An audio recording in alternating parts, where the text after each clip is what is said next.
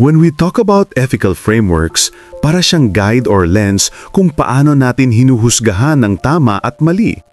Hindi lang siya about personal opinion, kundi may mga sistema or philosophies na sinusunod.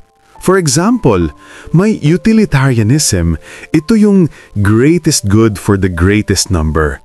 Kung may desisyon kang gagawin, titingnan mo kung alin ang mas makakabuti sa mas maraming tao. Tapos meron ding deontology. Ito naman ay tungkol sa rules and duties. Kahit beneficial pa ang resulta, kung mali ang paraan like pagsisinungaling, mali pa rin siya. Kaya ang focus dito ay sa moral duties and principles. Another one is virtue ethics. Instead of just focusing on rules or outcomes, ang tanong dito ay, what kind of person do I want to become?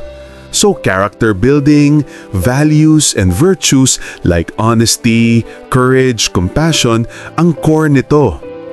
Meron ding mga modern approaches like ethics of care na nakafocus sa relationships, empathy, and compassion. Dito, hindi lang abstract justice, kundi how our actions affect real people in real situations. In short, ethical frameworks give us different ways of looking at moral questions. Parang mapa sila.